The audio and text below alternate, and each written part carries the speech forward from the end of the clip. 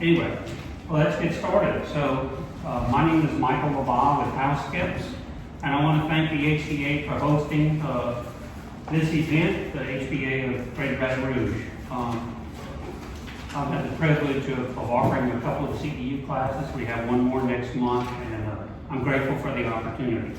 So today, our class topic is managing structural framing defects in roofs and ceilings. So we've got 1 hour. I thought I would take the approach of just trying to throw some of the concerns, throw them out to you as quickly as possible. Certainly, I would like for this to be interactive. Please feel free to ask questions or one at a time, but I don't want this to be a teacher-pupil arrangement. Ask questions. A lot of the faces here that I've interfaced with before, so I'd like to get started. So I would like to acknowledge I've got Gordon McDowell with me with Housekeeps.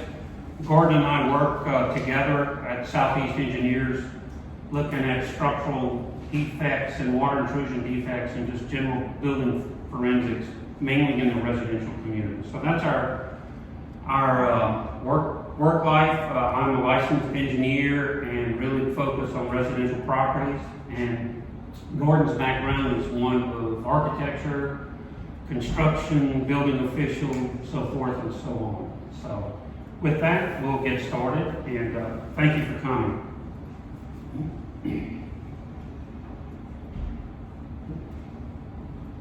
Sorry about that.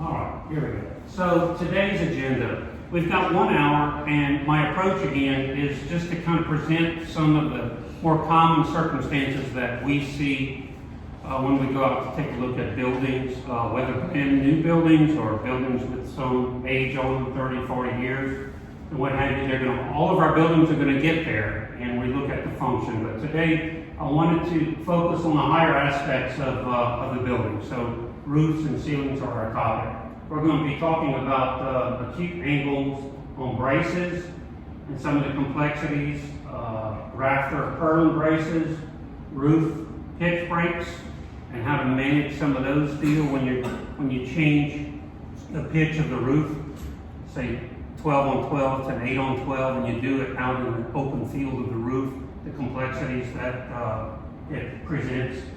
High pitch, large diaphragm roof assemblies. We'll focus on that. I'll try to convey some thoughts how a lot of that circumstance is code compliant, because in my opinion the code is absent of what is needed in that circumstance. So I'll try to explain that circumstance. Beam size and assemblies. Probably could have a whole class on just that one topic, but I just want to introduce some concepts. Breach and load caps, I could probably have that listed in every CEU class we offer. But I want to introduce a couple of things to you today that we find are a little bit pathological as we go through some buildings that have problems. And then the consequences of plan deviation.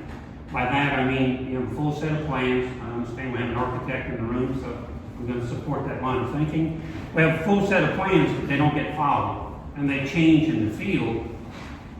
I get it, but I think we're talking about communication. If this doesn't work, how do we handle it? So anyway, that's where we are.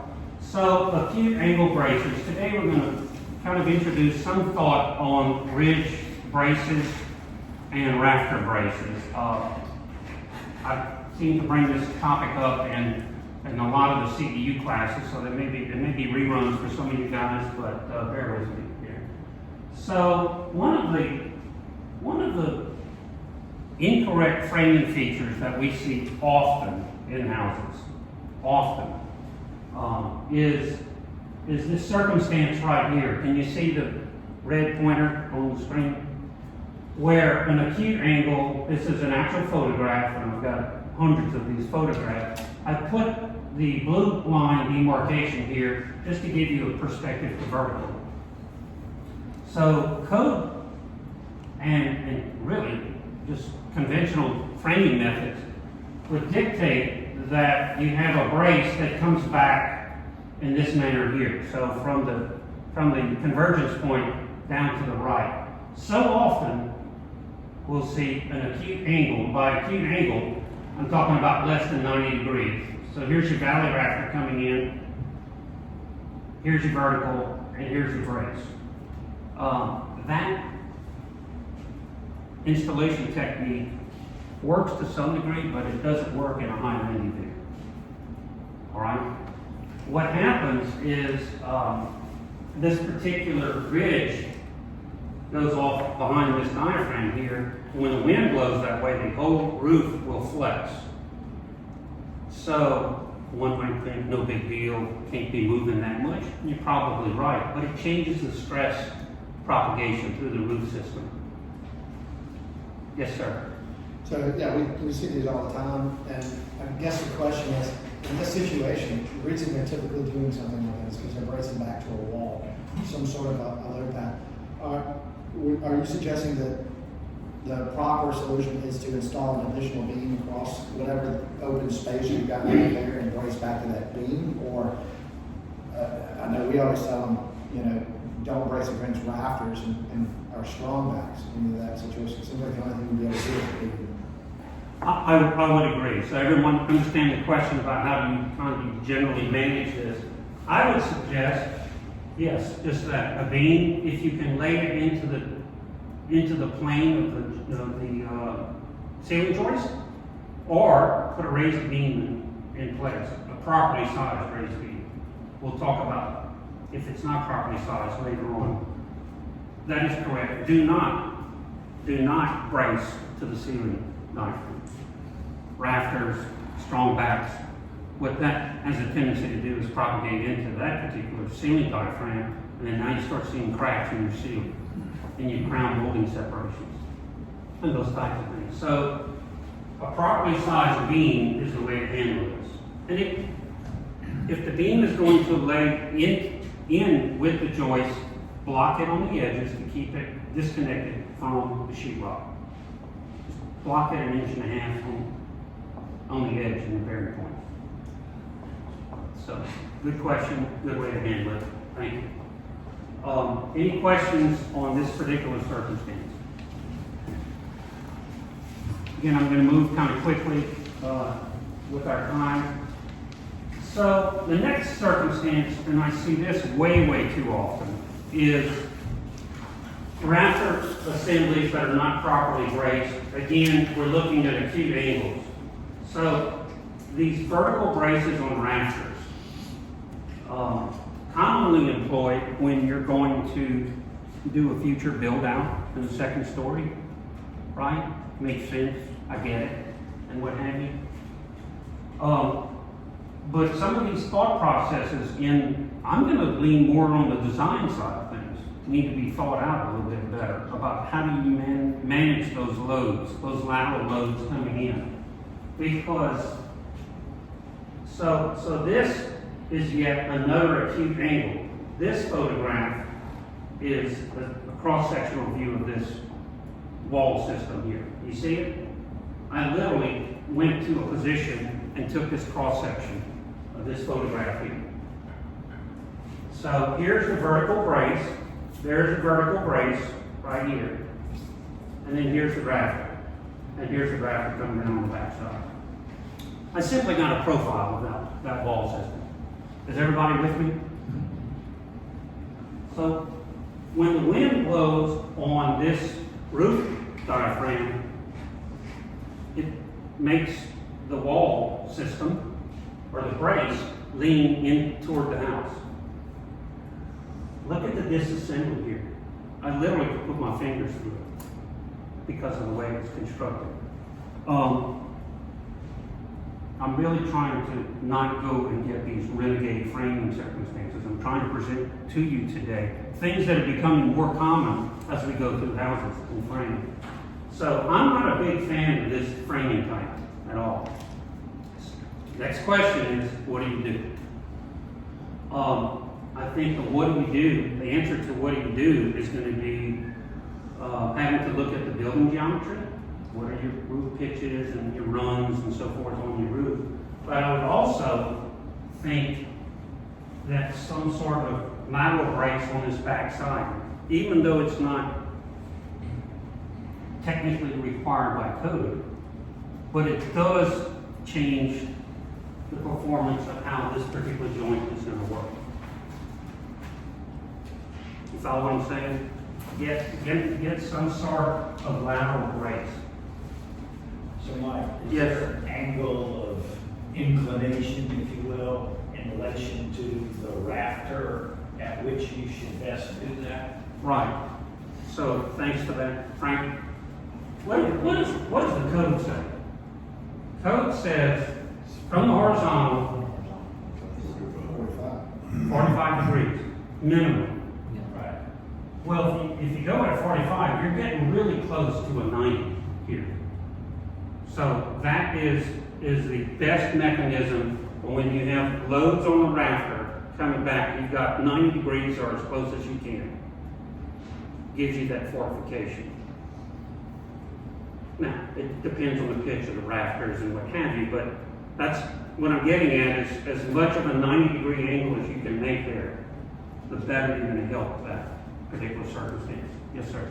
So you see this situation still taking place if you've got, I mean, I'm assuming this is a wall that's like pretty low and they were trying to make as much space as they could. Right. Typically, you would see them coming a little bit further into the room and you've got your collar brace or your ceiling joists, which act Yes. as collar braces across there. Would that eliminate some of that? So, everyone understand the question? Does the collar brace help eliminate some of the reduced lateral support? Assuming proper stands with the rafters. Correct. My answer is intuitive and it helps some. It depends on the geometry again of the building and your span lengths. But it's my experience that, as an example, the bonus room over a garage. I mean, everyone in this room knows what we're talking about. Yeah. Whether it's a bedroom, you're putting a pool table, a TV room, whatever the case, the use may be. Those particular rooms have a capacity, a tendency to want to break and move because we're missing that lateral support, often provided by the ceiling joist. Yeah. So it's a matter of degree, is my answer to your question. The more broad, the higher, the more vulnerability the room has. This is piggyback on that. I've actually seen assembly like this. I've got a house right now where they did this. When they came down, you have a garage tipping over the backside of the home, and two different rafter pitches coming in. Yes. And what they actually did was they put the knee wall and stopped the rafters directly on top Of the knee. wall, and then hipped back over.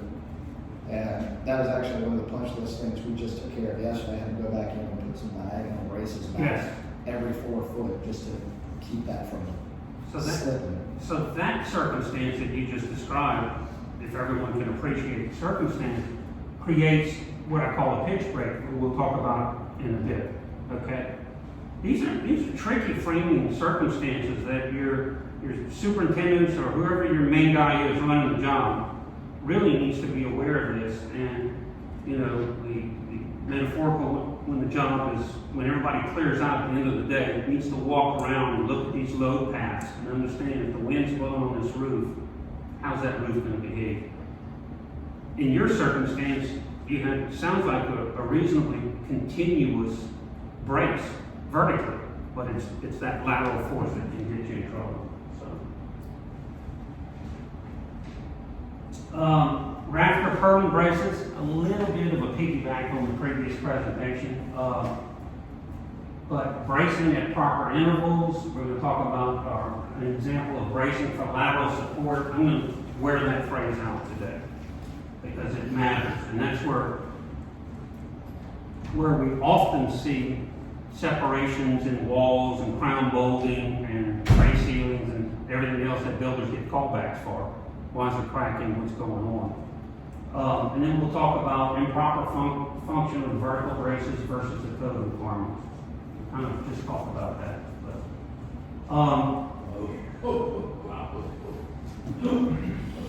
Yep. So, older building, Wow. as the audience, remote audience can hear chuckles in the audience. This is a gross example of performance, but I can tell you, we see a diminished performance photographs, huh? There we go. I see diminished performance like this often, but let's look at this picture a little bit more closely. Why did they do this? It's because we have a vaulted ceiling in the den. So we have nothing to bring those loads to. So they thought through, but very, very weak in performance. This is probably a 50-year-old building, so the sagging continues and grows further. But what happens here is as this roof diaphragm sags, it puts more stress on the wall back here. That's why each part of the load path is important for fortification. So it starts deflecting the wall out when the wind blows, it can, just think of it as maybe a wave, depending on the degree of flexure in the roof system. But this is what happens. Mike, Yes. another example of when this can happen. I mean, how many times have you framed your roof, put your braces in, everything looks great, you walk away and then the AC guys come in and put their equipment in. And there's a brace in the way, or two braces, or three braces, because of the way they oriented AC equipment. So they just cut them out of the way. So I mean, this can happen in new buildings just as easily as old buildings. Yeah, thank you. That's a very good point. So, again, back to your superintendent, I guess I'm saying that right, but that individual, there's a lot of pressure on that individual to get this part squared away, because if you don't get all of these framing parts, then your finishes are going to be in trouble down the line, or can be in trouble down the line. Just notice the shims. Huh? I just noticed the shims. Yeah. Yeah, right here. Yeah. We were not the first people to take a look at this.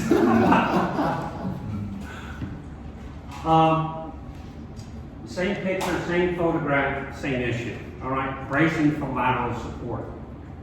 And we're back to the acute angle and so forth. But my point here is we have no support coming in this manner here to help push back on that roof system. Now, it does create some complications because you may not have a wall system or some beam or whatever, but think it through. So Mike, earlier in the picture you took and you showed doing a diagonal brace going from the bottom of that one. You could just, as well, if you had a placed brace back this way, come from At a higher. a loaded plate up to the top of that knee wall. Right? That's correct. That's correct. You could, You do that. and then or maybe you up could higher, do- have or you another could one, do if you that. have a point back here to brace Yeah. it. Again, that's gonna involve reach and run on your framing and your building geometry.